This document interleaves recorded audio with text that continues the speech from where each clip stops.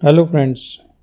At times it is possible that there is inadequate hydro-dissection, and that is why it is difficult to rotate the nuclear pieces. This is one scenario which has been demonstrating how to manage such a situation when you have inadequate hydro-dissection and the half of the heminucleus is difficult to manage. So this is just a demonstration of what you can do.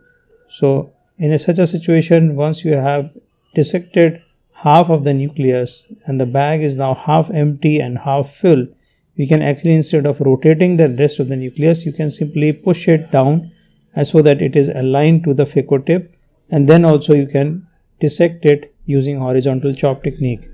So this is just a scenario which could have been there, although in this case there was no such inadequacy, but this is how you can manage the half of the nucleus if it is difficult to rotate and bring it in front of the phaco tip. Thank you.